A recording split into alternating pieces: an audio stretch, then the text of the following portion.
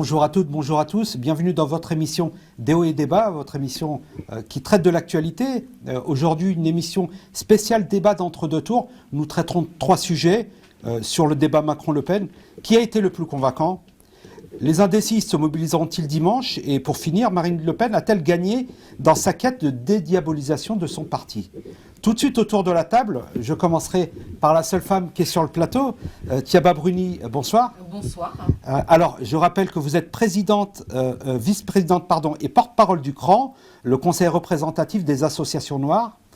Par ailleurs, vous êtes présidente de Banlieue Citoyenne et membre du collectif France Ensemble. Tout à fait, c'est bien. Soyez la bienvenue. Merci. Emmanuel Dupuis, je ne sais pas si on doit encore vous présenter. Évidemment. Vous êtes président de l'IPSE, l'Institut. Par contre, présentez bien l'IPSE. Alors, l'acronyme, je le connais très bien. Alors, c'est l'Institut Prospective Sécurité en Europe. C'est ça. C'est ça. Merci, bienvenue à vous. Toujours un plaisir. Olivier Antor. Bonjour. Bonsoir, pardon. Vous êtes intervenant au CNAM, Caisse nationale d'assurance maladie. Non, au Conservatoire national des arts et métiers. Pardon, autant pour moi. Il y a l'université, vous voyez comme quoi les acronymes parfois sont très... Ouais. Et il y a l'université de Paris-Cité, membre du Conseil national du MoDem. Soyez le bienvenu. Merci. De l'autre côté de la table, nous avons Marouane Sinasser. Bonsoir, pardon. Vous êtes professeur de psychologie sociale à l'ESSEC. Absolument. Soyez le bienvenu. Merci. Pierre Saragoussi, bonsoir. Bonsoir. Vous êtes membre de la JPN. Alors la JPN. Alors je ne sais pas ce que vous êtes. C'est pas non. D'accord. Je crois pas, non. C'était sur mes recherches une bon. association. D'accord. Bon, très bien. On retient. Alors, vous êtes ancien directeur de la Fondation pour la mémoire de la Shoah. Ça c'est vrai. Voilà. Et vous êtes tous les deux, vous et Marouane Sinasser, co-auteurs d'une tribune sur les. Vous pouvez nous en dire un peu plus sur cette tribune?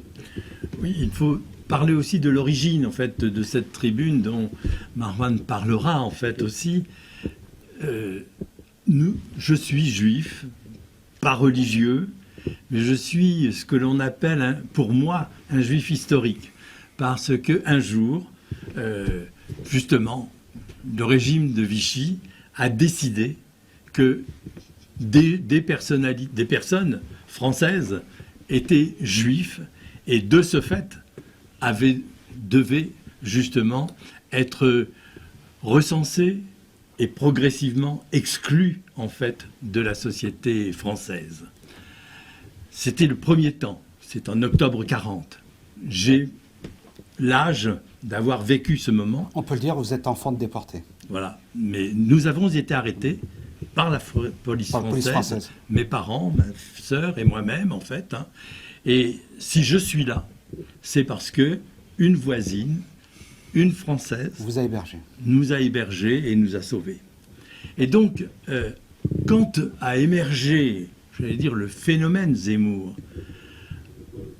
à la fois moi-même, mais les quelques personnes, en fait, qui étaient, nous avons réunis, on s'est dit, mais ça n'est pas possible qu'un juif ose tenir des propos comparables au régime de Vichy, là, non pas par rapport à n'importe qui, par rapport à des musulmans. Et nous qui avions vécu justement cette mise à l'écart, et progressivement pour certains la déportation, ce qui fait le cas de mes parents. Vous aviez 5 ans. J'avais 5 ans.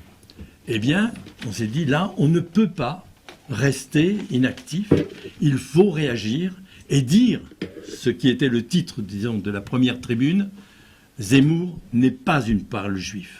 Parce que c'était un événement pour nous presque incompréhensible, historiquement presque, parce que dans l'histoire de France, nous n'avions jamais connu, je peux le dire, je ne crois pas être dire de mensonge en fait, qu'un homme politique se présente comme juif, alors que d'habitude, dans l'histoire de France, quand des hommes politiques sont déclarés juifs, c'est parce que des antisémites veulent justement dénoncer cette part, et je mets des guillemets, cette part non française, disons, de la nationalité de la personne. Donc on s'est réunis, et d'autre part, par oui-dire, on avait entendu dire ce qui, pour nous, était encore peut-être aussi choquant, c'est que des Juifs étaient sensibles à l'idéologie de Zemmour. Alors, il y avait des éléments objectifs qu'on pouvait comprendre. C'était une fraction de Juifs qui avaient été chassés, il faut bien reconnaître, des pays arabes, et qui avaient, de plus, été très mal reçus en France aussi. Donc, il y avait des éléments objectifs qui pouvaient peut-être... Mais que cette adhésion à cette idéologie d'extrême droite provienne, disons, de Français juifs, ça, pour nous, c'était inacceptable. Et donc, nous avons fait cette tribune, ce manifeste, et nous ne sommes pas des experts, disons, sur des réseaux sociaux, mais nous l'avons mis sur des réseaux sociaux. Et à notre presque grande surprise, en fait, elle a obtenu 2600 signatures. Vous avez des signataires qui vous rejoignent d'ailleurs. Et donc, voilà, il y a eu vraiment on a eu une réaction très importante, d'ailleurs, à la fois de Français juifs et de Français musulmans, qui nous ont dit « Mais pourquoi avez-vous commencé cette tribune en disant « Nous, Français juifs » parce que ça nous excluait. Alors, c'est vrai, mais on pensait que c'était important par rapport, disons, aux Juifs qui pouvaient être sensibles à cette idéologie et à Zemmour, dire, voilà, nous vous combattons. Marouane Sinasser, vous avez partagé l'esprit de cette tribune? Alors absolument. Donc la tribune dont parle Pierre, qu'ils ont faite, a été publiée dans le JDD en février. Et j'ai lu cette tribune et je l'ai trouvée remarquable. Vous êtes senti concerné? Et je me suis senti concerné par le message universel. Bon, moi je suis de confession musulmane, mais ça n'importe pas. Évidemment, je suis complètement d'accord avec la notion que Zemmour a des discours de haine et aussi de mensonges historiques. Il n'y a pas juste de la haine, il y a aussi des vérités historiques qui sont complètement annihilées en fait, ou révisées par Zemmour. Et donc en lisant cette tribune, en fait, j'ai du coup contacté en fait Yael Semama, qui était en fait une connaissance et qui est donc l'une des initiatrices de la première tribune des Juifs contre Zemmour, enfin des Français juifs contre Zemmour. Et donc, de fil en aiguille, en discutant, on a eu l'idée de faire une tribune commune juifs musulmans contre Le Pen. Et cette tribune, donc contre Le Pen, de citoyens français juifs et musulmans, a été publiée à Libération samedi dernier. Alors quand on dit juifs et musulmans, c'est pas simplement juifs et musulmans, c'est-à-dire c'est tout le monde, c'est toutes les minorités, juifs, musulmans, athées, pas athées. C'est un message universel comme vous le dites. C'est noir, pas noir, quelle que soit la couleur de peau. Je pense qu'on devrait, aucune minorité, aucune partie de la population ne devrait être stigmatisée dans une élection, parce que il y a des problèmes en France qui sont réels, il y a des problèmes sociaux, j'imagine qu'on va les aborder, justement. On va les aborder, mais que stigmatiser une population et attiser la haine entre les populations n'est absolument pas la solution aux problèmes économiques, aux politiques que connaît la France. Très bien. Je tenais juste à apporter une précision. Les représentants du Rassemblement national ont été contactés pour participer à l'émission. Ils ont décliné l'invitation. Nous avons appelé plusieurs comités départementaux et tous avaient reçu la consigne de ne pas venir. Donc l'émission se fera sans eux. Donc voilà, ce n'était pas du tout un choix de notre part que de les refuser. Bien au contraire, nous sommes pour le dialogue. Je peux ajouter. Je vous en prie. Oui, parce que ce que dit Marouane est important, dans la mesure où, potentiellement, c'est vrai qu'on aurait pu dire « nous, Français », mais comme à la fois Zemmour et ensuite Le Pen reprenaient cette problématique, disons, de l'opposition, notamment entre juifs et musulmans, et avec toutes les autres minorités d'ailleurs, ça c'était inacceptable. Et donc il fallait tout de suite, et je vous dis que demain, il y aura peut-être d'autres tribunes, parce que nous ne pouvons pas accepter, en tant que citoyens, que des hommes politiques nous mettent en affrontement les uns avec les autres. Je peux dire J'ai initié la politique de la ville en 1981. Je connais les banlieues. Je connais ce qui s'y passe. Et je peux dire, ça va paraître scandaleux, mais cette politique de la ville a réussi parce que les ghettos ont continué. Donc, il faut absolument, si vous voulez, remettre, disons, de la convivialité, de la connaissance, de la cohabitation entre, justement, tous les Français. Alors, on va partager la connaissance dans ce plateau, tout de suite, hein, sur le premier sujet. Qui a été le plus convaincant? Tout de suite, la vidéo. L'impression que ce débat donnait, c'était que quand on met le programme de Marine Le Pen face à un contradicteur qui a l'expérience du pouvoir, eh bien c'est beaucoup moins solide.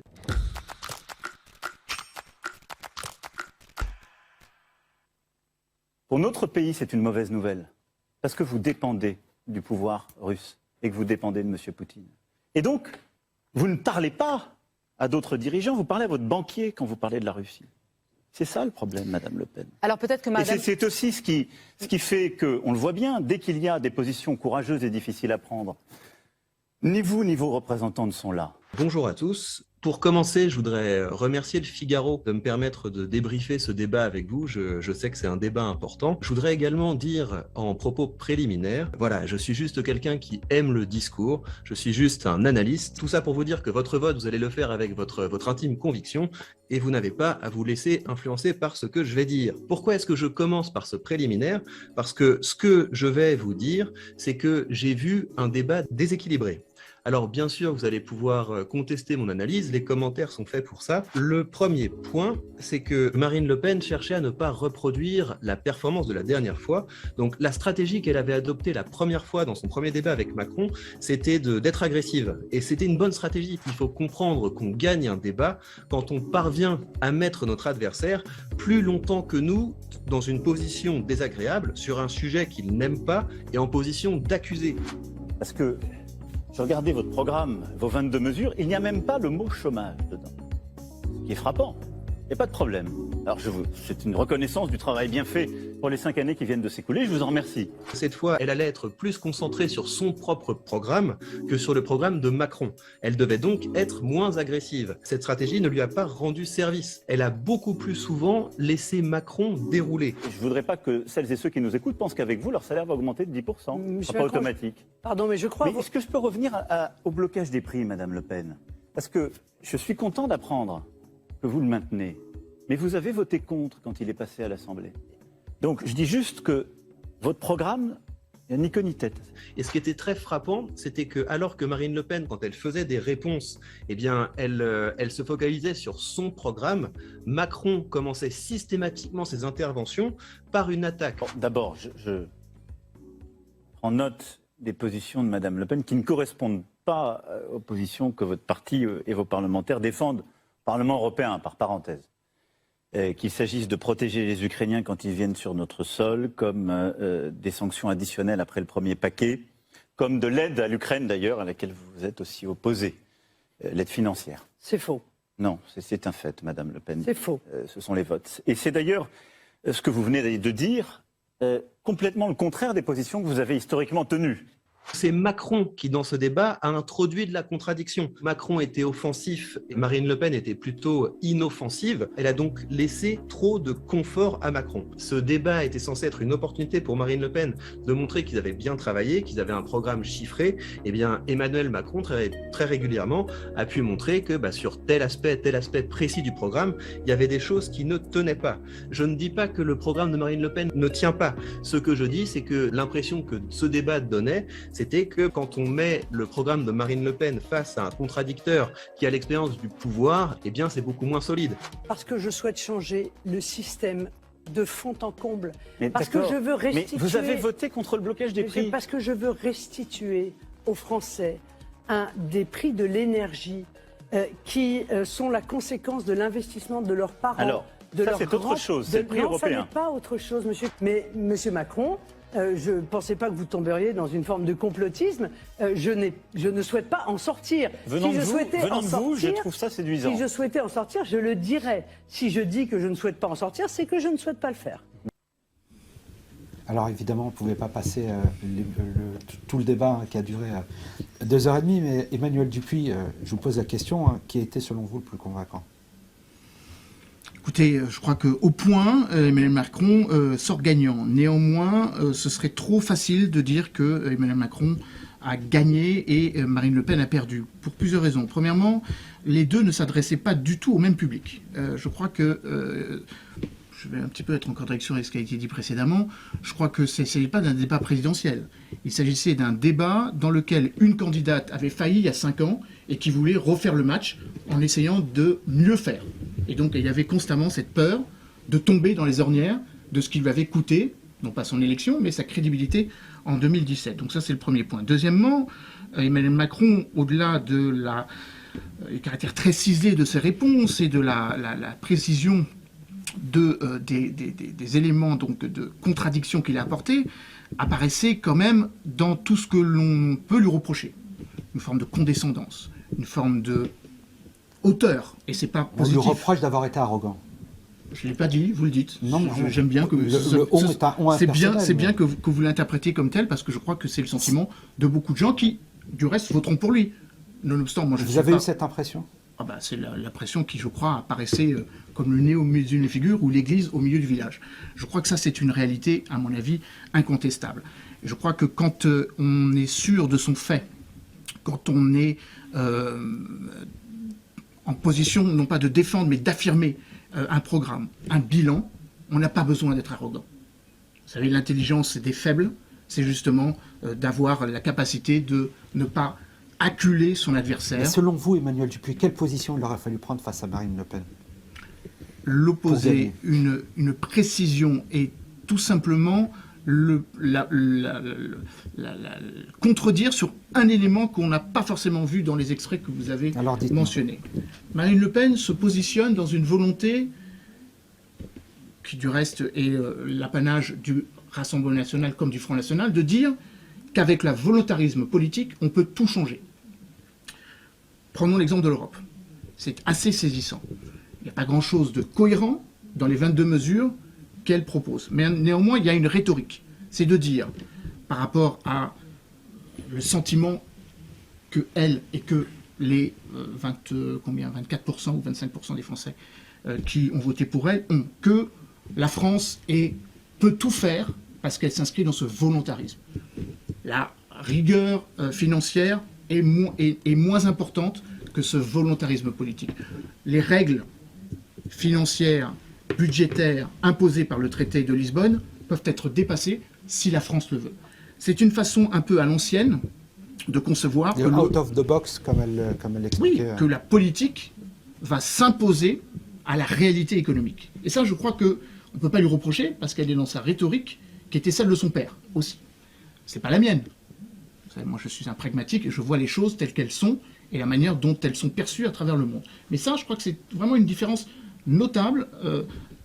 Emmanuel Macron est détenteur d'un bilan, il est président en exercice, il est... D'ailleurs, on n'a pas beaucoup parlé de son bilan. Son programme, c'est son bilan quand même. Non, mais on a parlé du programme de Marine Le Pen, qui a été déconstruit pendant tout le débat, mais à aucun moment on a réellement parlé du quinquennat. Je vous l'accorde parce que, entre une fois, le but de ce débat n'était pas forcément d'exprimer les positions des uns et des autres, mais évidemment de départir l'un vis-à-vis de l'autre, ou en tout cas d'opposer l'un vis-à-vis de l'autre. Et ça, de ce point de vue-là, Macron sort gagnant. Je crois que le dernier sondage l'évoque, 59% étaient plus convaincus par Macron et 39% seulement par Marine Le Pen. Et je crois qu'il y a un autre élément, je ne voudrais pas mobiliser la parole, mais quand même qui est assez frappant. C'est que finalement Marine Le Pen ne s'exprimait pas vis-à-vis des Français. Elle s'exprimait vis-à-vis de ceux qui ont un doute sur le fait de voter pour elle. Les électeurs de Zemmour, un certain nombre d'électeurs qui viennent de Mélenchon. Je crois qu'elle s'adressait à des électeurs captifs qu'il fallait convaincre. Emmanuel Macron, après tout, est dans une logique qui est la sienne, celle d'un front républicain. Je sais que le mot n'est pas très à la mode, mais néanmoins, qui fait que l'ensemble des familles politiques, entre guillemets, qui ont constitué le ferment et la totalité du spectre politique de la droite et de la gauche ont appelé à voter pour lui. Donc je crois qu'il était, encore une fois, le match ne se jouait pas forcément sur les mêmes lignes. Thiaba Bruni, je vais vous poser la même question sur ce débat Macron-Le Pen. Selon vous, qui a été le plus convaincant? Moi, je pense qu'Emmanuel Macron a été bien plus convaincant que Marine Le Pen. Au départ, je m'étais dit que Marine Le Pen aurait plus de possibilités de marquer des points, dans la mesure où Macron avait son programme à défendre, mais aussi un bilan. Et le bilan d'Emmanuel Macron n'est pas parfait. Donc je me suis dit, elle va marquer des points sur, par exemple, la Covid, la gestion de la Covid, toutes les imperfections que tous les Français ont pu constater durant le quinquennat de M. Macron. Mais en fait, elle ne l'a pas fait. Je pense qu'elle était tellement dans une position défensive, la peur de l'échec, la peur de reproduire les échecs. Voilà, oui. Tout à fait. Ce qui fait qu'elle n'a pas été offensive, elle n'a pas marqué des points là où elle aurait pu en marquer, comment dirais-je, en demandant des comptes à M. Macron sur son bilan. Elle ne l'a pas fait. À aucun moment, elle a demandé des comptes sur le bilan de M. Macron. Alors après, il y a également le format de l'émission qui était contraignant parce que 2 heures, il est compliqué durant 2 heures de présenter un bilan et également de déconstruire le programme de son adversaire. 2 heures, c'est court. D'ailleurs, je crois qu'ils ont même dépassé les 2 heures. Par contre, alors quand on parle, comment dirais-je, quand on dit que M. Macron a été, alors c'était pas hautain, mais oui, hautain. Moi, je ne l'ai pas trouvé, comment dirais-je, hautain. Il était dans son rôle, selon vous? Enfin, en tout cas, dans le vocabulaire qu'il a utilisé ou la manière d'aborder les choses, moi, je ne l'ai pas trouvé spécialement hautain. Par contre, ce qui m'a posé problème... Non, je ne l'ai pas trouvé arrogant dans le vocabulaire. Mais ce qui m'a posé problème, c'est son body language. C'est l'attitude qu'il avait durant ce débat que... J'étais très étonnée. Et après, j'ai revisionné le débat d'il y a 5 ans. Il n'avait pas du tout cette même posture. Il était trop décontracté.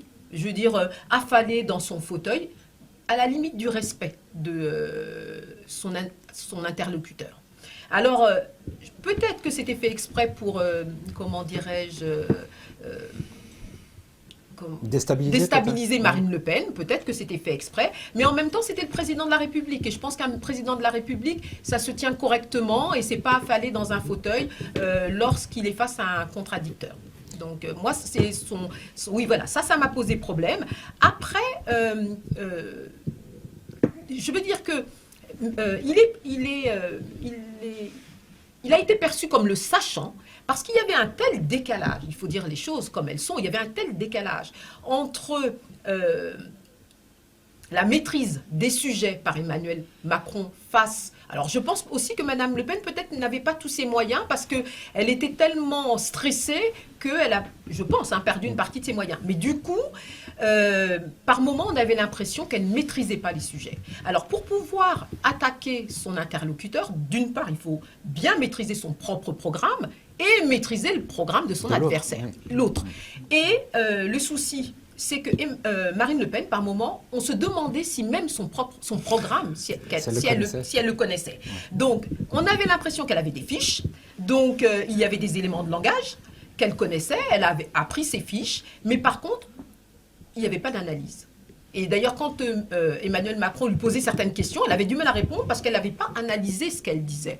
Donc, elle n'était pas en position d'attaquer Emmanuel Macron, qui, lui, connaissait bien son programme, connaissait bien le programme de Mme Le Pen et avait bien étudié les failles de son programme pour pouvoir l'attaquer.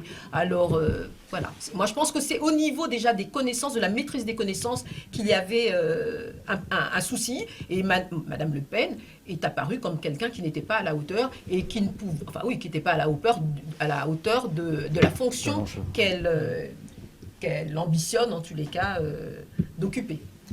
Olivier Antor, Marine Le Pen a manqué de mordant? Non, elle a été très intelligente. Je vais sans doute être un peu à côté en termes d'analyse, puisque pour moi, là, on analyse tactiquement ce qui s'est passé. Donc tactiquement, effectivement, elle a tirer l'expérience de ce qui s'était passé il y a 5 ans, essayer de mettre en place toute une stratégie qui faisait qu'elle sortait, on va dire, de son rôle là où elle était cornérisée, c'est-à-dire, ce qu'elle est aussi d'ailleurs, c'est sa nature profonde, l'extrême droite. L'idée, et je pense que si j'essaye de comprendre comment quelqu'un qui s'est préparé pendant 5 ans, parce qu'il faut quand même se mettre dans cette idée que ça fait quand même 5 ans qu'on l'annonce déjà au 2e tour, et elle y est, qui prend 2 jours avant ce débat pour être arrivé reposé et préparé. Donc on est quand même là sur quelqu'un qui a mis tout ce qu'il fallait pour être présent, et qui, étrangement, justement, et tout le monde le note, n'a pas attaqué. Au contraire, s'est montré finalement victime, puisque mes deux interlocuteurs... Est-ce que ça n'était pas une stratégie justement d'être... Vous avez utilisé le bon mot, stratégie. Ouais. C'est-à-dire que là, tactiquement, on peut faire une analyse tactique, ce que vous avez montré dans la vidéo, et ce que mes interlocuteurs ont très très bien analysé. On peut effectivement se dire que tactiquement c'était très mal joué, mais stratégiquement c'est parfait. Stratégiquement, l'objectif il était où Marine Le Pen, qui connaît très très bien son programme, qu'elle pouvait être calme savait non, du tout. Elle savait très bien que son programme, et qui est un vrai programme d'extrême droite, il faut absolument l'euphémiser. L'objectif, c'est surtout cacher ce programme que je ne saurais voir, et donc surtout pas le mettre en avant. Surtout, et ça a d'ailleurs été tout le talent du président, c'était d'essayer d'aller le chercher. Mais il allait le chercher là où était la contradiction, c'est-à-dire là où il est dangereux.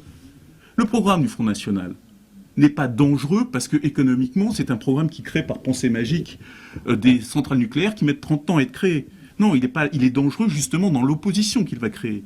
Dans la scission qu'il va essayer d'établir dans le peuple français.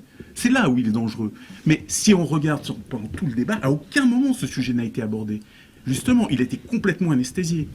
Et c'est le grand talent de Le Pen là-dessus, a été justement d'aller finalement sur projet contre projet, finalement, je suis comme vous, tout en cachant ce qu'elle est au fond d'elle-même.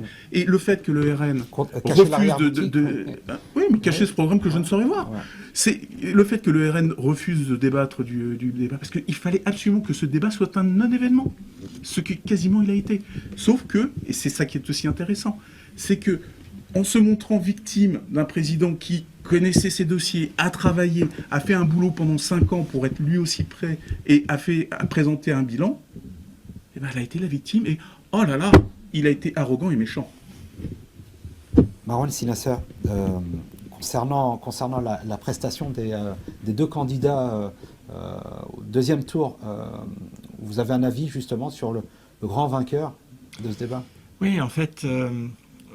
vous voyez réagir sur les propos d'Olivier Antor. Donc. Vous avez 2 Marine Le Pen. Vous avez la Marine Le Pen qui est sur la tribune quand elle parle à son électorat et qui est là dans un populisme superbe, c'est-à-dire très réussi, avec des tas d'idées qui sont des idées, avec lesquelles on peut être d'accord ou ne pas être d'accord, mais qui restent au niveau des idées. Et là, dans un débat entre 2 personnes qui est sur le fond, on est obligé de rentrer dans les détails, on voit que derrière les idées, en fait, il n'y a pas grand-chose. Et moi, j'ai vu ce débat et j'ai été surpris. Quand vous dites qu'il n'y a pas grand-chose, c'est-à-dire Emmanuel Macron a déconstruit en fait tout... Oui, Emmanuel Macron ou quelqu'un d'autre. Là, en l'occurrence, Emmanuel Macron. Là, en l'occurrence, c'est Emmanuel Macron, mais je crois que ce qui est intéressant, c'est que n'importe quel contradicteur qui rentre dans le programme du Front National, et Macron est un exemple, mais ça pourrait être quelqu'un d'autre, quand on creuse, moi j'ai été surpris de voir à quel point il est facile de montrer que son programme est un programme d'extrême droite. Je vais prendre 2 exemples. Premier exemple, c'est sur l'Europe. Alors, sur l'Europe, elle a beau parler de l'alliance des nations européennes, ou de l'Europe des nations, je veux dire, sur le fond, à travers un certain nombre de mesures, elle propose de nous sortir de l'Europe. Sans le dire. Sans le dire. Mais ce qui est intéressant, c'est qu'il suffit de creuser juste un peu pour se rendre compte de la contradiction. Et que derrière son discours, en fait, il y a un double langage. Et on le voit très bien sur un autre thème, qui est la laïcité et les religions. Et pour mettre les pieds dans le plat de la place de l'islam dans la société française, lorsqu'elle parle du voile, L'interdiction dans Je l'espace trouve que public. Macron a très bien réussi à montrer la contradiction et que, elle vise les musulmans en tant que tels, c'est-à-dire qu'elle vise les femmes musulmanes qui peuvent faire le choix ou ne pas le choix. Je ne suis pas du tout en train de dire qu'il faut porter le voile, c'est pas du tout ce que je suis en train de dire. Ce que je suis en train de dire, c'est que c'est à chaque femme de décider pour elle-même de ce qu'elle veut faire. Donc ce qui veut dire, entre parenthèses, que chaque femme doit être sous l'influence d'aucune personne. C'est-à-dire que chaque femme doit décider pour elle-même et on doit imposer rien du tout à aucune femme. Ça, je referme la parenthèse.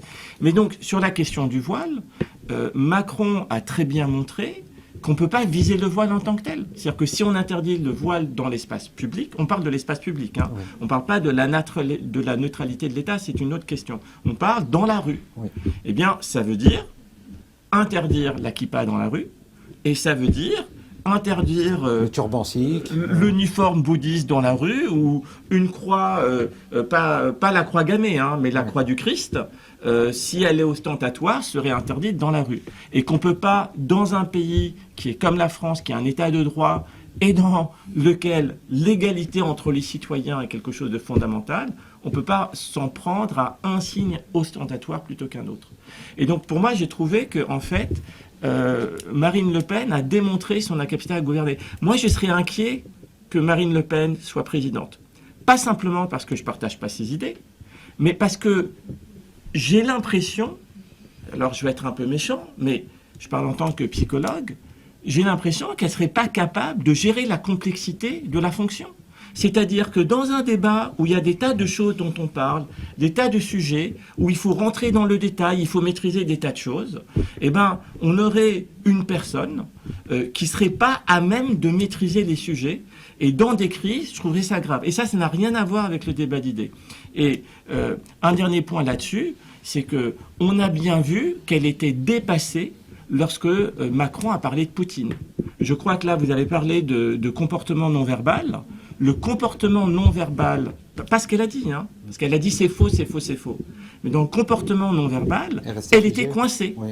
Elle était coincée. Elle n'a pas démenti. D'ailleurs, si je crois bien, elle n'a pas démenti. Parce que Macron, qu'est-ce qu'il a fait? Il a donné des faits. Et effectivement, je trouve, pour quelqu'un qui se dit patriote, je trouve ça assez gravissime qu'on ait à la tête de l'État quelqu'un qui soit potentiellement à la solde d'un chef d'État étranger. Que ce soit Poutine ou quelqu'un d'autre n'a pas d'importance.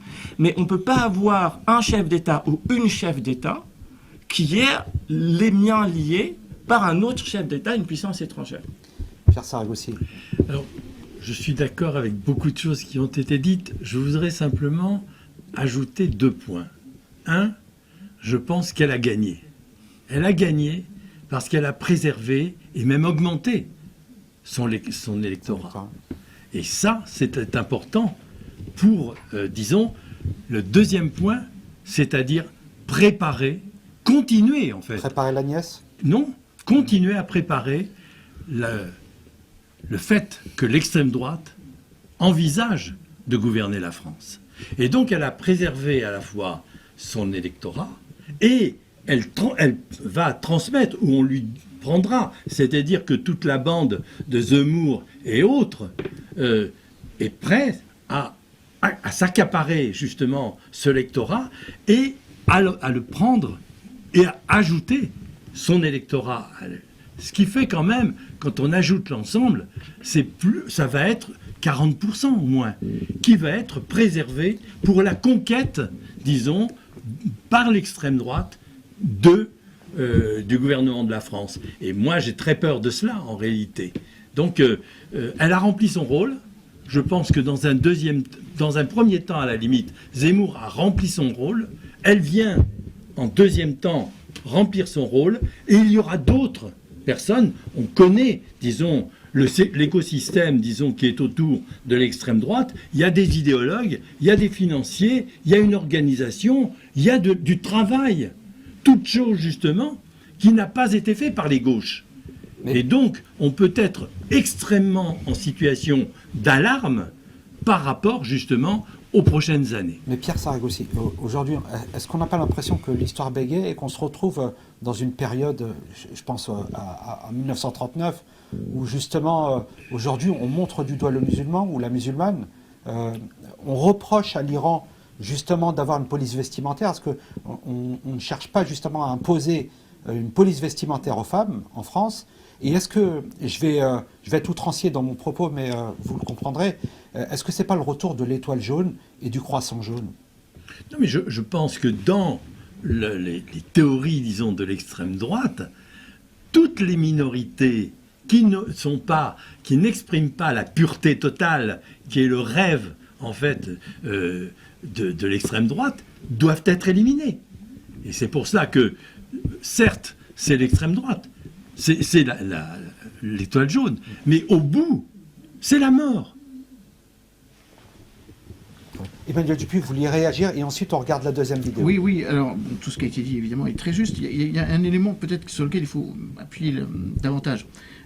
C'est que autant on peut critiquer Emmanuel Macron, mais il est finalement assez dans sa propre logique de porter une idéologie qui est le libéralisme, même si on a critiqué le fait que le macronisme n'existe pas, mais enfin il assume parfaitement une forme de libéralisme qui est de facto devenu majoritaire dans la manière dont il s'exprime de manière économique, de manière sociétale et de manière politique. Autant Marine Le Pen a un peu de retard dans l'idée qu'une idéologie extrême droite doit un petit peu changer donc de braquet.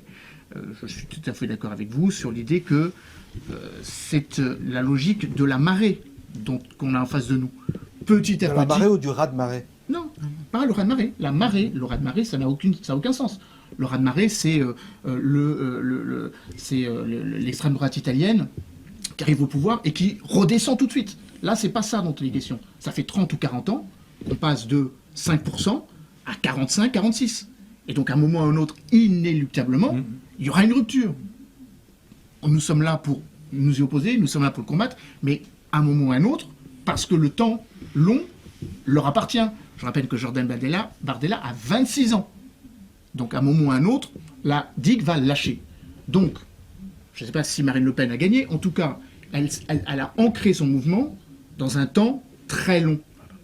Voilà, donc, d'une certaine façon, on peut se poser la question, en fait, allons jusqu'au bout de la logique, si Marine Le Pen veut vraiment être présidente. Marine Le Pen, elle veut ancrer durablement sa famille politique comme un parti politique qui ne quittera pas la vie politique française. Elle aurait quand même aimé être présidente, quand même.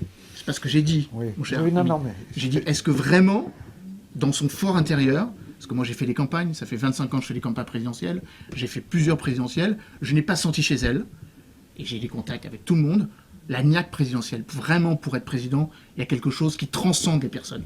Je ne l'ai pas vu en 2017, je ne le vois pas là. Très bien. Tout de suite, la deuxième vidéo, et on reprend le débat sur le sujet, sur qui a été plus convaincant.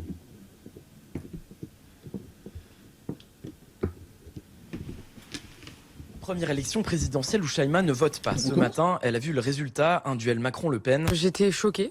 Parce que, bon, même si j'ai pas voté, je pensais que quand même Mélenchon qu'il allait arriver au second tour. À cette élection-là, oui, j'étais pour Mélenchon, mais après, je suis pas allée voter parce que je crois vraiment plus à ce qu'ils disent, donc j'ai baissé les bras, quoi, on va dire ça comme ça. Aziz, lui, s'intéresse à la politique, il suit les débats, mais il s'est dit que son vote n'allait rien changer. J'étais sûr que ça allait avoir la même chose. Le même match de la première fois. Je pousserai les gens à aller voter Macron, et je voterai pas moi. Sérieusement. Je ne me sens pas représenté. Brad n'a pas eu le temps de faire sa procuration pour le premier tour. Et quand on lui demande ce qu'il compte faire pour le second... Je sais même pas c'est quand. Je sais même pas c'est quand qu'il faut voter. Bah, si je peux, je vote, mais ça sera blanc, je pense. Et si je peux pas, ben je peux pas. Aucun des deux partis ne m'a tapé à l'œil, si je peux dire ça comme ça. Il y a quand même, je sais pas moi, par exemple 25% des Français qui votent pas. Pourquoi? J'ai perdu espoir, moi, complètement. Ouais, donc vous dites que ça sert à rien de voter. Je me dis carrément ça. Il y a rien qui change. Il aimerait que les votes blancs soient mieux pris en compte. Alors, Olivier Antor, les indécis, vous pensez qu'ils se mobiliseront dimanche? Non, je ne pense pas, hélas. Parce que justement, en tout cas pas via ce débat, je pense que s'ils se mobilisent, ce sera pour un autre motif, c'est-à-dire les personnes qui auront compris l'enjeu, comme il a été très bien décrit, qui est de clairement ancrer de manière durable l'extrême droite sous toutes ses formes, puisque maintenant elle commence à métastaser. Donc malheureusement, au contraire, ça a anesthésié. L'objectif, je reviens dessus parce que je pense vraiment aussi que ce débat a été très bien joué de la part de Marine Le Pen, était vraiment d'anesthésier la gauche, qu'elle ne se mobilise pas, en mettant finalement au même niveau même le président, au niveau du programme, au même niveau le programme du président et le programme de l'extrême droite, et en jouant sur la personnalité. D'où toute l'insistance sur le langage corporel du président, puisque si on regarde sur les réseaux sociaux, c'est l'insistance, elle est là. On ne parle pas des déclarations, on ne parle pas des sujets qui ont été abordés, on parle du langage et de l'attitude. On retrouve toute cette insistance sur l'arrogance qui aide justement à décrédibiliser toute possibilité d'avoir un vote réaliste. C'est-à-dire que dans le premier tour, on est sur un vote d'idées. Je pense ça, je vote cela. Le deuxième tour est un vote de réalisme. Parmi les deux choix qui ont été faits, lesquels me semblent réalistes pour les 5 ans à venir. Et en insistant justement non pas sur le programme, mais sur l'attitude du président, on n'incitera pas quelqu'un qui est sincèrement de gauche. Je n'arrive pas à imaginer quelqu'un de sincèrement de gauche voter Le Pen. Mais par contre, on peut inciter quelqu'un réellement de gauche à rester chez lui. Et je pense que l'objectif, de ce point de vue-là, a été atteint par le Front National et que c'est ce qui risque de se passer dimanche. Olivier Antor, vous pensez que des électeurs de gauche, par rejet d'Emmanuel Macron, ne pourraient pas voter pour Marine Le Pen ? J'arrive pas à imaginer ça, où j'ai toujours pensé que la gauche était amoureuse des idées, et donc croire aux idées du Front National, il y a peut-être un moment où les choses ne peuvent pas être dites. Très bien. Thiamba Bruni, justement, Oui, dans votre entourage, vous avez des personnes qui n'ont pas voté pour Emmanuel Macron ? Moi, je suis totalement d'accord avec M. Antor. Je ne pense pas que ce débat ait anesthésié la gauche. Alors, c'est vrai qu'au premier tour, le vote est plutôt sur les idées, sur le programme. Bon, on s'est rendu compte qu'il y avait un déficit au niveau de l'offre programmatique, d'où l'abstention qui est très très haute. Voilà. Par contre, au deuxième tour, il va y avoir un vote qui est plus tactique.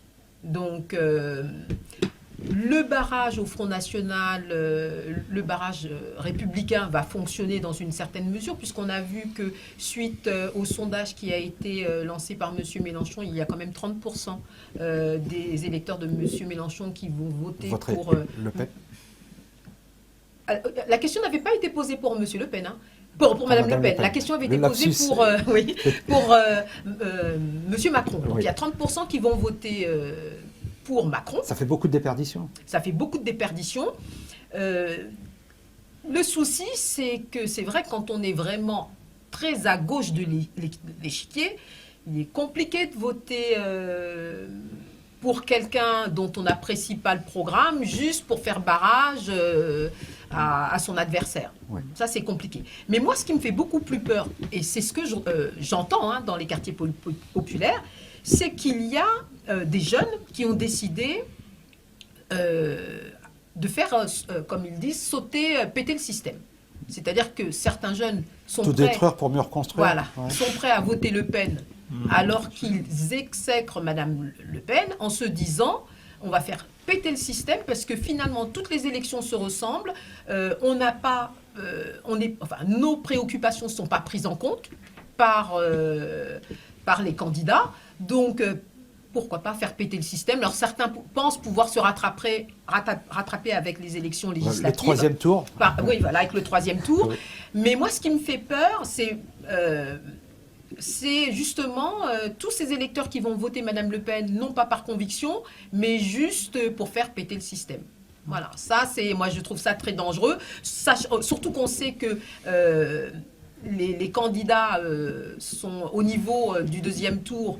Les sondages montrent que la différence va être juste, celui qui passera va passer de manière très juste. Donc voter par dépit, ça peut nous amener le pire au pouvoir. Très bien. Marouane Sinasseur, sur cette situation concernant ces indécis, se mobiliseraient ou pas? Ce que dit Madame Bruni est extrêmement important. Je pense que je tiens le... C'est inquiétant? Oui, c'est très inquiétant. C'est très inquiétant. Je pense que, honnêtement, personne ne peut exactement prédire ce qui va se passer dimanche.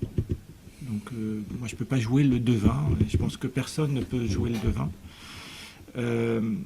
Alors, il y a quelques faits. Et c'est que, premièrement, il y a un sondage qui est paru dans le HuffPost, je crois, un sondage dans les Échos, qui montre qu'aujourd'hui, c'est en train de bouger, mais que la proportion de gens qui ont voté pour Mélenchon au premier tour et qui vont voter pour Macron augmente.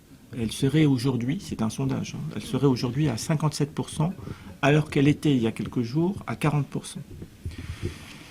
Et qu'il y aurait à peu près un quart des gens qui ont voté pour Mélenchon qui s'abstiendraient ou voteraient blanc, et puis un autre quart, grosso modo, qui voterait pour Le Pen.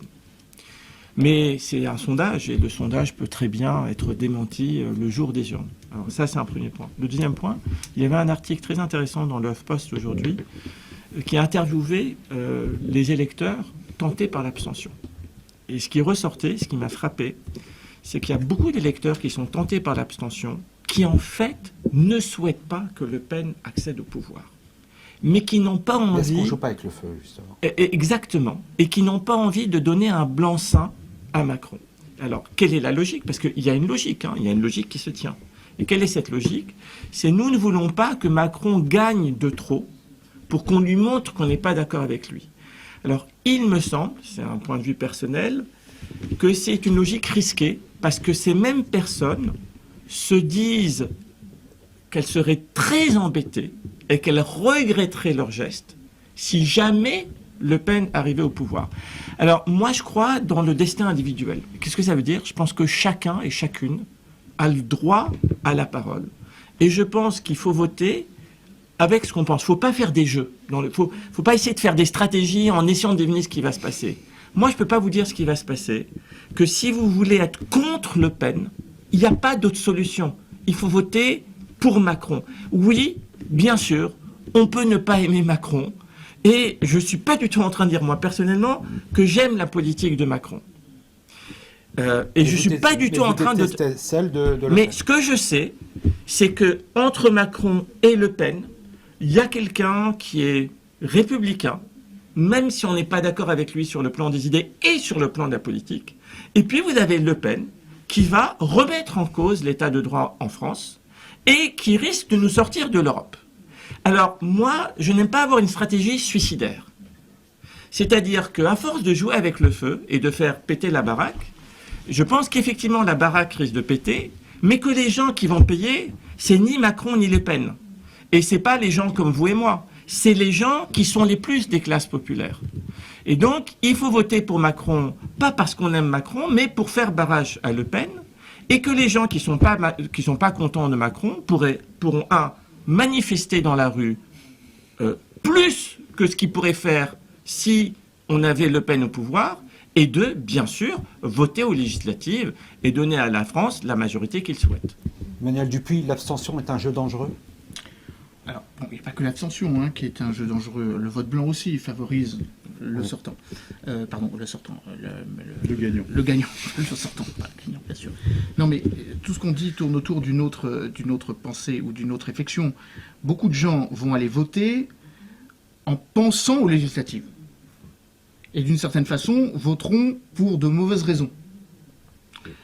Et voteront surtout avec tactique. La tactique, c'est au premier tour.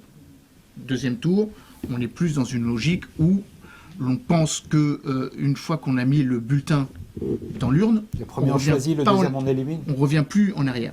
Oui, mais ça c'est des notions qui étaient classiques avec une vision de la politique, de paysage politique qui a disparu, qui a totalement disparu. Le dernier clou sur le cercueil des partis républicains de gauche et de droite a été scellé quand l'un et l'autre ne pèsent pas plus de 8%. Ça, c'est fini, cette période-là. C'est pour ça que le président Macron a tout à fait raison. Ou si j'étais lui, j'en profiterais pour lui-même donner un grand coup dans la fourmilière, c'est-à-dire de remettre en cause la durée du mandat, de sans doute changer la manière dont on élit les députés en mettant enfin de la proportionnelle pour que l'expression politique réelle dans ce pays soit une réalité. Attention, la proportionnelle va nous faire mal. On va y venir. Parce qu'on ne sera pas à 7 députés du Front National, mais on sera à 150.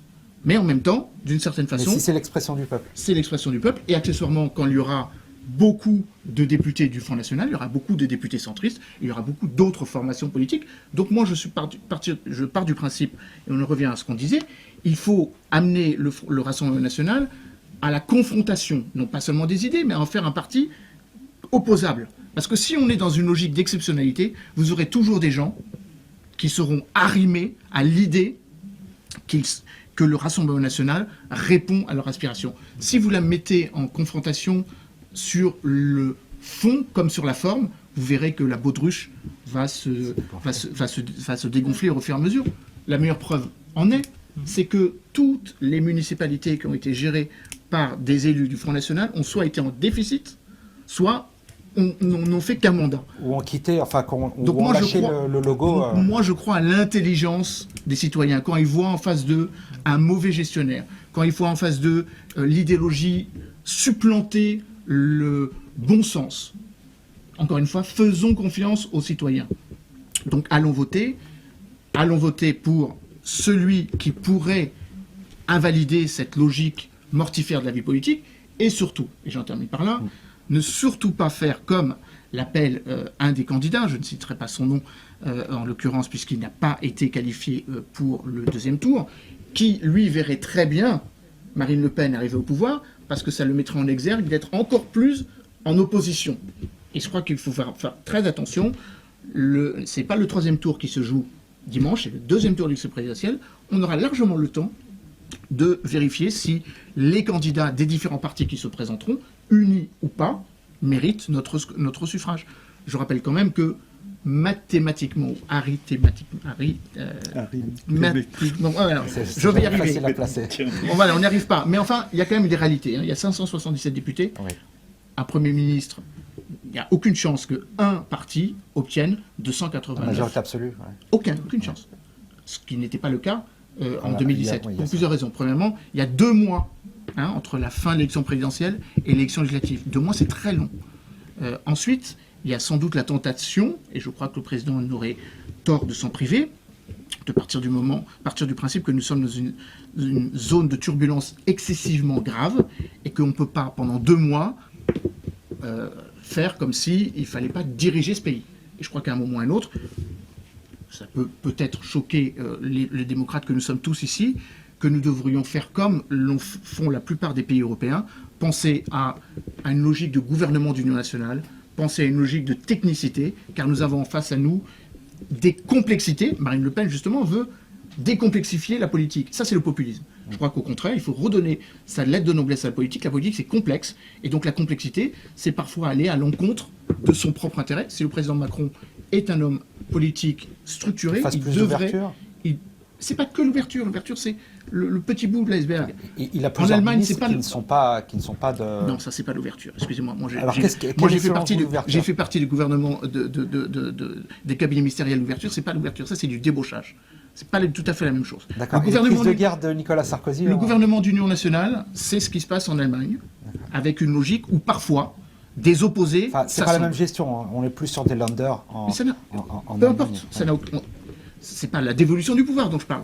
Je parle de l'administration de l'État. C'est pas la même chose. Bien sûr que le fédéralisme est un fait que nous ne connaissons pas. Mais après tout, la décentralisation poussée nous amènera automatiquement à une autre dévolution du pouvoir. Ce que je dis, c'est que l'exceptionnalité de la crise que nous vivons, les réminiscences de la pandémie qui risquent de revenir, la crise en Ukraine qui va se prolonger, l'adoption ou la nécessité plutôt d'une cohésion européenne pour tenir compte du fait que cette résilience au niveau national ne suffira pas face à la concomitance de ces crises. La crise alimentaire qui guette, la crise énergétique.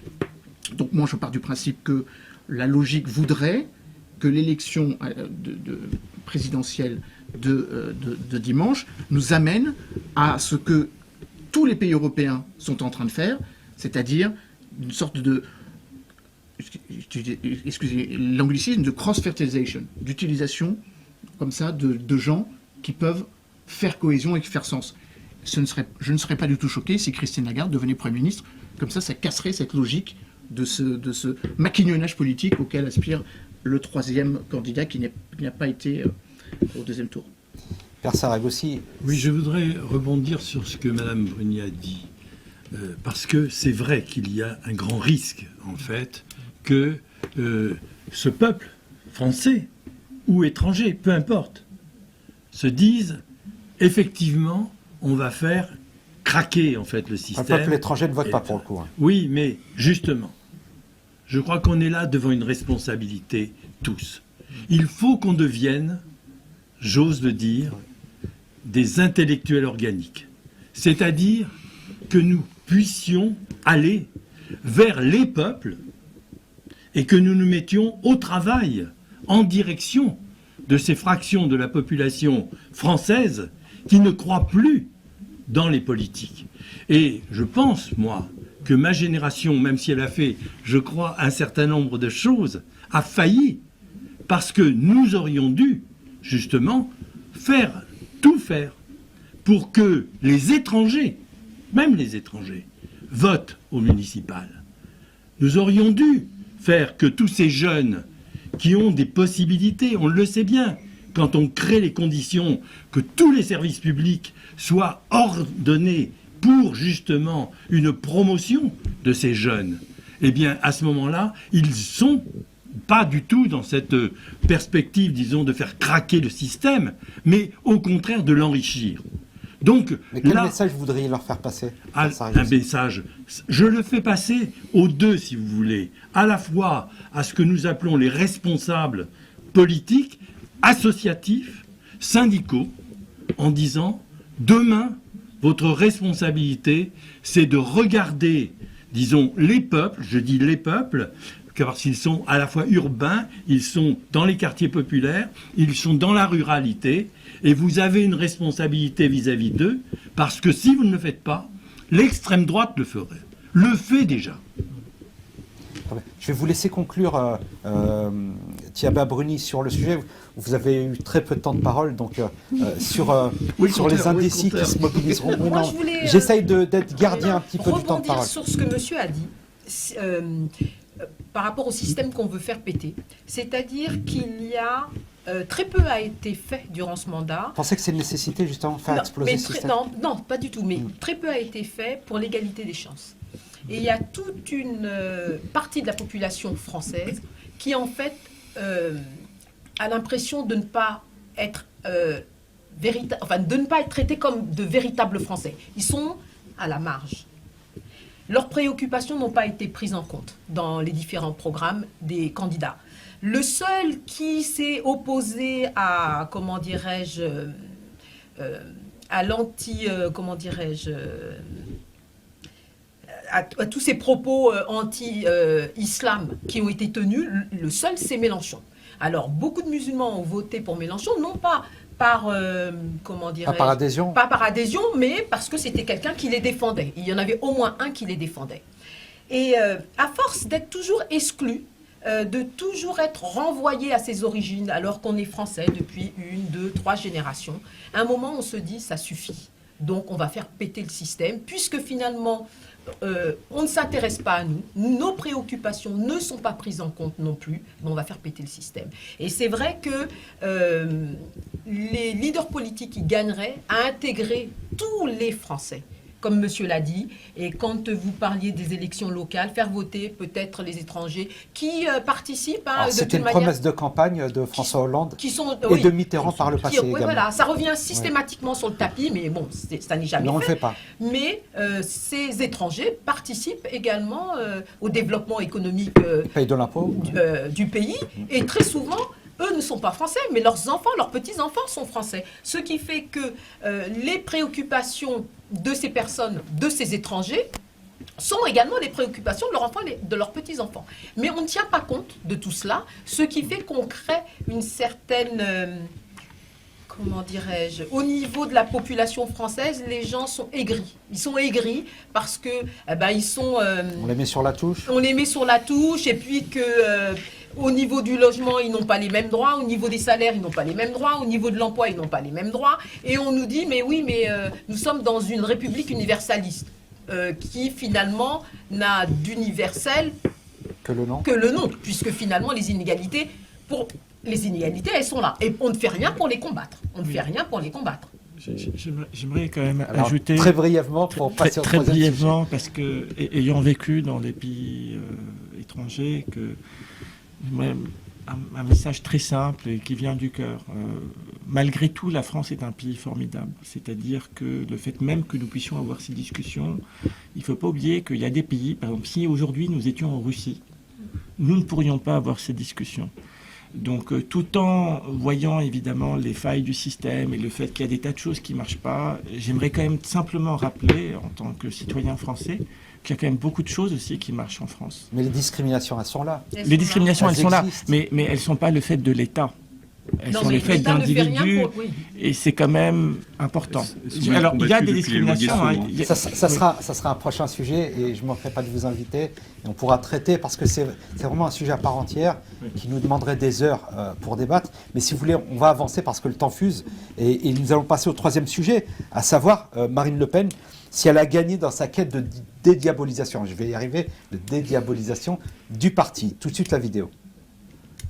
Une image plus présidentielle, un discours plus policé. La crise sanitaire est l'occasion pour Marine Le Pen de se poser en opposante crédible à Emmanuel Macron, comme chez nos confrères de BFM TV le 17 janvier dernier. Moi, je pense qu'il faut essayer d'élever un peu le débat et de voir que doit être l'exercice du pouvoir dans des circonstances de crise sanitaire. Il vous échappe pas que moi, j'ai pas vocation à être ministre de la Santé, que mon ambition, c'est d'être chef de l'État. Entourée d'une vingtaine d'experts surnommés les Horaces, la patronne du parti muscle ses propositions ces dernières semaines, notamment sur le plan sanitaire et économique. Elle a également pris ses distances avec les théories complotistes développées par exemple dans le documentaire polémique Hold Up. Je ne crois pas aux conclusions de ce documentaire. La fille de Jean-Marie Le Pen n'a pas pour autant renoncé au thème historique du parti, la sécurité et l'immigration.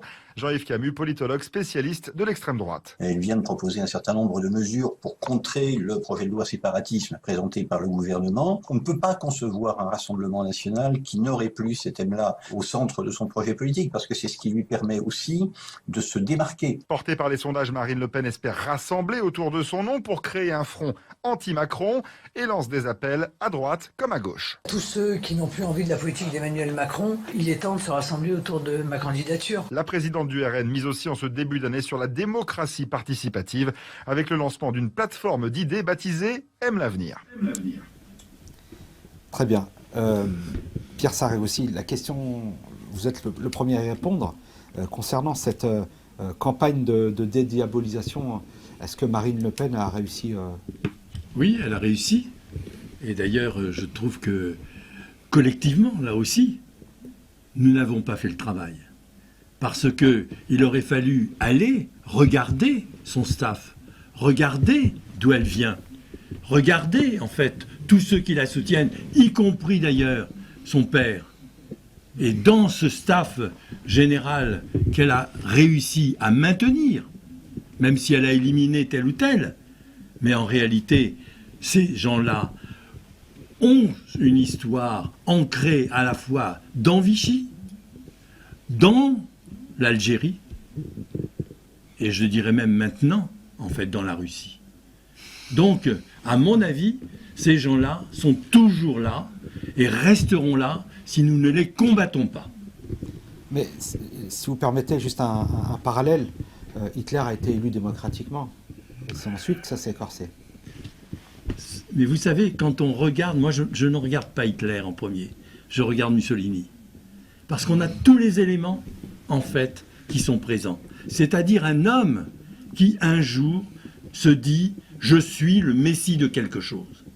Je suis là pour réaliser un destin, non seulement pour moi, mais pour ma nation. » Et il est prêt, à ce moment-là, à accepter la violence, le mensonge, le meurtre, y compris de son propre peuple, parce qu'il est persuadé qu'il y a là-bas l'avenir de son idéologie. Olivier Antor, je vous voyais justement réagir par rapport aux propos de Pierre. Vous partagez cette idée justement de cette quête de dédiabolisation qui réussit ? Alors oui, clairement, juste deux petites choses. Merci pour Mussolini, parce qu'effectivement, c'est le prototype. Et de nombreuses fois, en politique européenne, l'Italie, malheureusement, nous a montré la voie. Donc, la flamme du Front National, à l'époque, c'est un héritage de... Donc ça, c'est la première chose. La deuxième chose, je voudrais qu'on tue enfin cette légende d'élection démocratique concernant Benito Mussolini ou Adolf Hitler.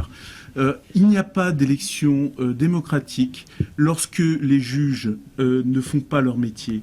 Il n'y a pas d'élection démocratique lorsque des bandes armées sont dans les rues et tabassent systématiquement tous les opposants. Or, ce sont exactement les conditions qui ont permis l'élection et d'Adolf Hitler et de Benito Mussolini. Il n'y a pas de démocratie lorsque une colonne armée fonce vers la capitale. C'est la fameuse marche sur Rome qui a mis au pouvoir Benito Mussolini. Il n'y a pas d'élection démocratique lorsque, dans les arrière-cuisines, des partis conservateurs décident d'abdiquer la démocratie au profit d'une force qui était, je suis désolé de dire, minoritaire en Allemagne ce jour-là. Et justement, la grande force, justement, de Marine Le Pen, c'est que dédiaboliser peut-être sur l'image ou sur le sentiment, mais sur le fond, les choses sont toujours là. Et ce qu'il faut comprendre, et c'est ce qu'elle a très bien saisi, et c'est aussi ce qu'avaient très très bien saisi ses deux prédécesseurs, c'est qu'il y a toujours une composante émotionnelle dans la politique. Elle est très très forte. Et en jouant sur cet émotionnel... Le populisme s'en nourrit d'ailleurs. Oui, mais toute politique peut s'en nourrir. Et ce qui fait la différence et ce qui permet ce que vous appelez la dédiabolisation, c'est justement cette exacerbation de l'émotionnel au détriment de tout le reste.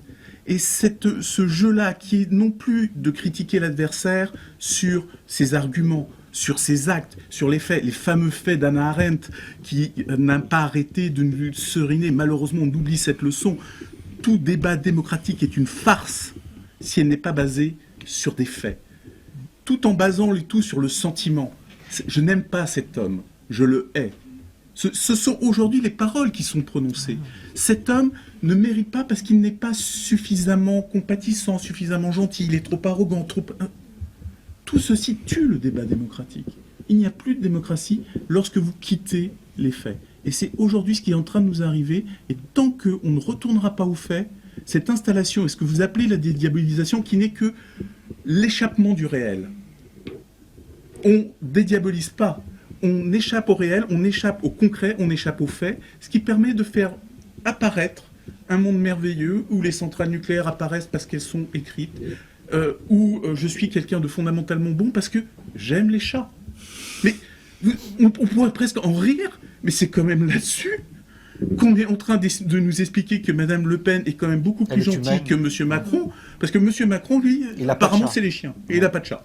Voilà. Oui, mais c'est ce niveau de débat qu'on est en train d'installer.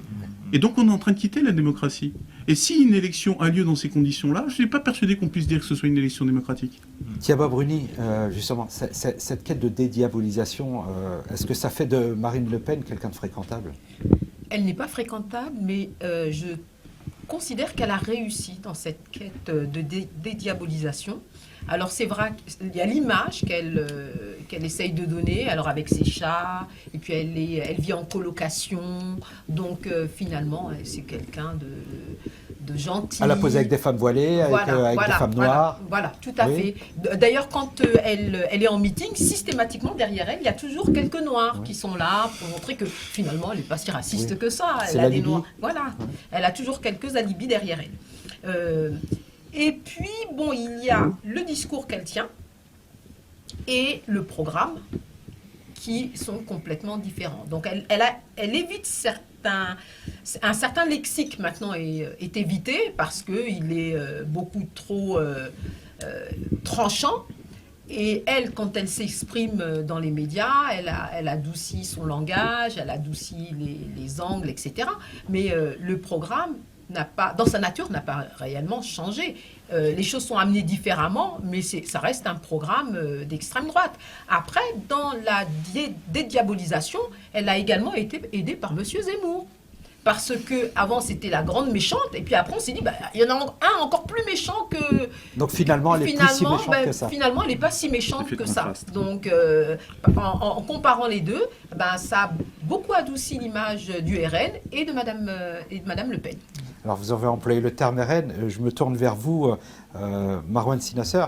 Le fait de changer de nom du Front National au Rassemblement National, comme si ce parti devait rassembler le peuple, qu'il participe probablement à sa division, est-ce que c'est pas déjà une première étape vers une dédiabolisation? Oui, absolument. Il y a des tas d'études de psychologie sociale qui montrent que les gens sont sensibles aux mots.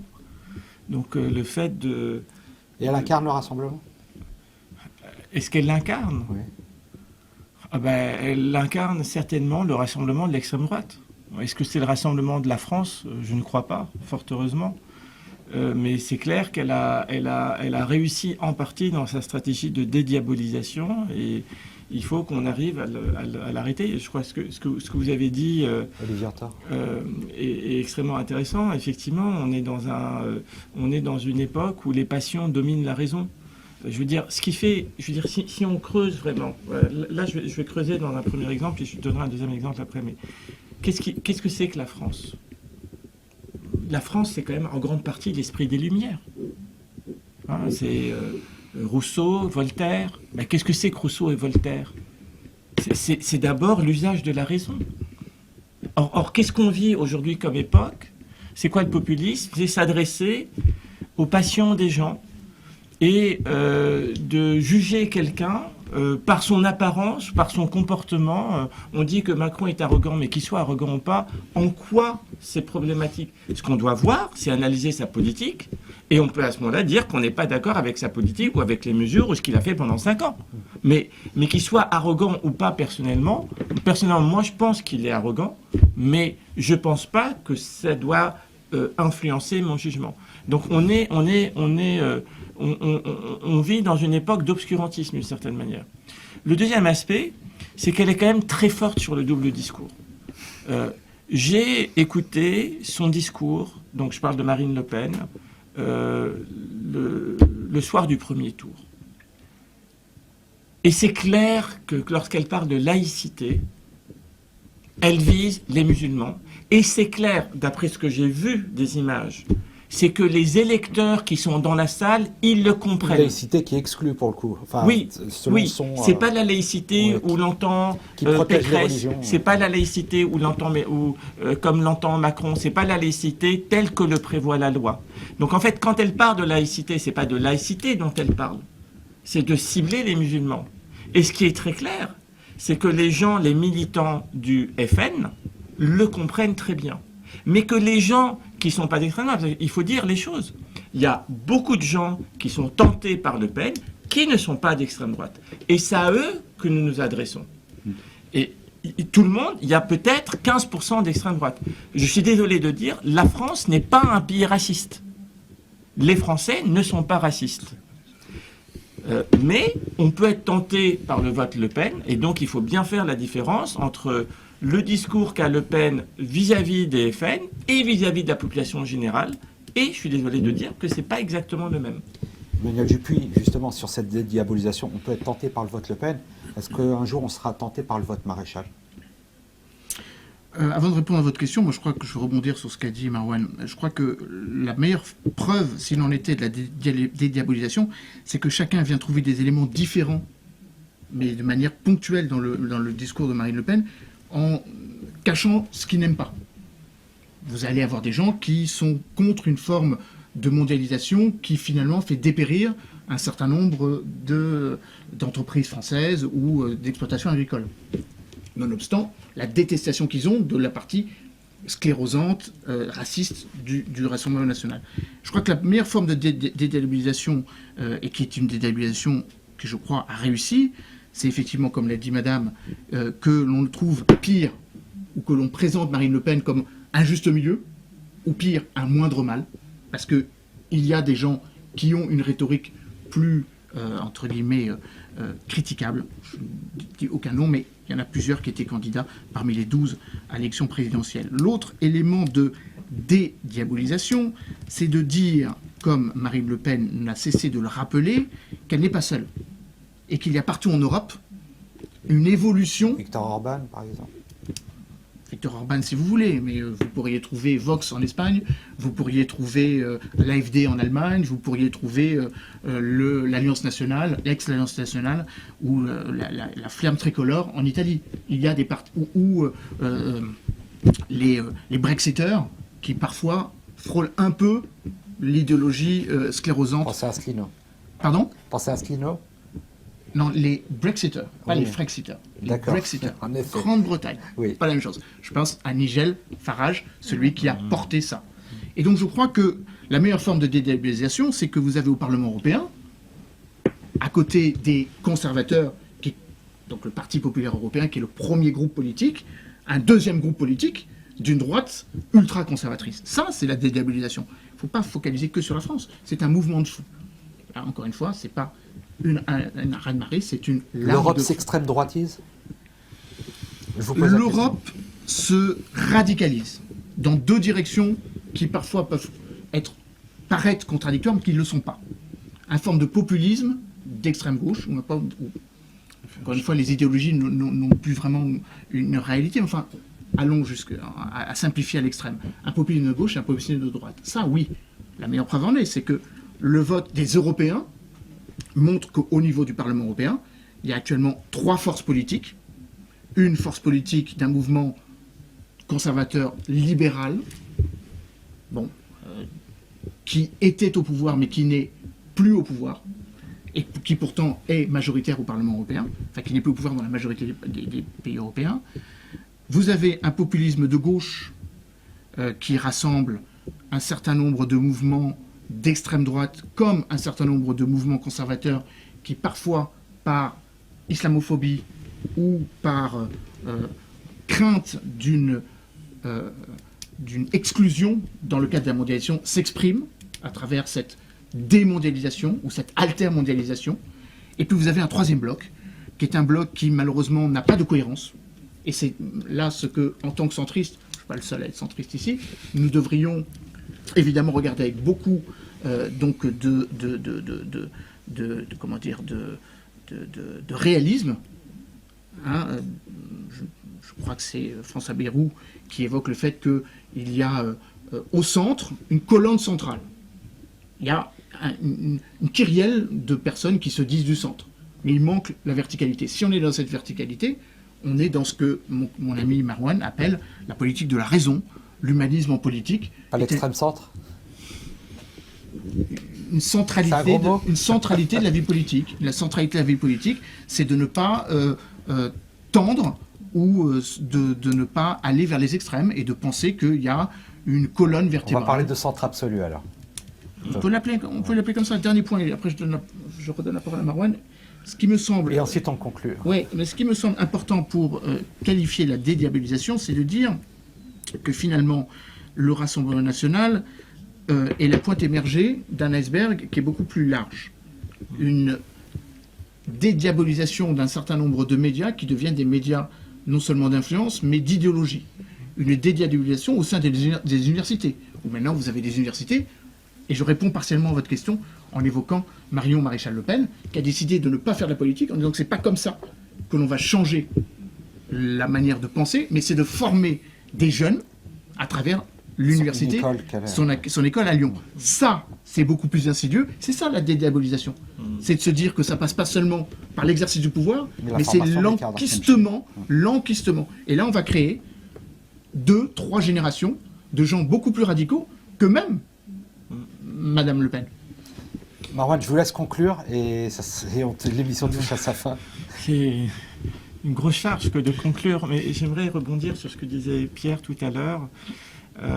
Nous avons une responsabilité, évidemment, les hommes et les femmes politiques ont une responsabilité. Il y a un aspect qu'on n'a pas développé sur lequel j'aimerais terminer. C'est que la dédiabolisation de Marine Le Pen a aussi été permise par le fait que ces idées, ou des idées d'extrême droite, ont été reprises par un certain nombre d'hommes et de femmes politiques, et que la reprise de ces idées a contribué à banaliser le discours de l'extrême droite et à le rendre acceptable. Alors, je vais juste faire un point pendant 2 minutes. Pourquoi les... Vous parlez de la porosité entre la droite et l'extrême droite Pas seulement. Je parle au niveau des idées. Alors, et alors, parce que l'ancien président Nicolas Sarkozy avait eu cette stratégie de courir après l'extrême droite, et ça avait marché dans son cas. Mais est-ce qu'il n'avait pas justement siphonné l'extrême droite? Et donc, ça avait réussi pour lui. Et je crois qu'il y a une erreur, je parle là en tant que psychologue, parce qu'il y a des études d'opinion qui sont faites là-dessus, c'est que du coup, les hommes et les femmes politiques qui ont succédé à Nicolas Sarkozy, quand on dit succéder, c'est dans le temps, hein, c'est pas forcément des gens qui sont des héritiers de Sarkozy, et ben, les gens qui ont suivi m'ont dit « Ah tiens, ben, ça a marché pour Sarkozy, donc ça va marcher pour moi ». Et je crois que là, il y a une erreur d'appréciation. C'est que oui, ça a marché pour Sarkozy, mais ça ne marche plus. Parce que lorsque l'idée, elle est reprise, en fait, elle crédibilise l'extrême droite. Et donc, à long terme, elle renforce l'extrême droite. Le sujet de l'identité nationale, c'était la boîte de Pandore? Alors, je crois qu'effectivement, le débat sur l'identité nationale, qui a eu lieu donc en 2009, si j'ai bonne mémoire, a été une première fissure dans l'édifice républicain. Moi, je suis allé, en tant que citoyen français, pour mettre ma contribution sur Internet, sur le site du débat sur l'identité nationale. Et j'étais surpris de voir le type de commentaires qu'il y avait, qui sont clairement des commentaires d'extrême droite, alors qu'ils sont évidemment pas représentatifs de la population française. Mais effectivement, je pense qu'il faut qu'on s'attaque, et je reviens à la question de la raison, il faut qu'on attaque les idées. Il ne faut pas qu'on attaque les personnes de l'extrême droite. Il faut qu'on rentre dans le débat d'idées. Je crois que de ce point de vue-là, Macron l'a bien fait en montrant que, par exemple, pour donner un dernier exemple, que quand même, Marine Le Pen est financée par Poutine. Je me permettrais quand même de remarquer que si on commence à attaquer justement sur les idées, et ça c'est ce qu'on se prend, c'est que vous êtes taxé de professoral.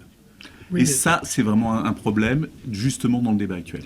Pierre Saragosi, je vous laisse conclure, et c'est vraiment le mot de la fin très brièvement. Je pense en fait que la priorité des priorités, c'est que le plan, toutes les bonnes volontés réfléchissent en fait à une nouvelle gouvernance des services publics et de l'action publique.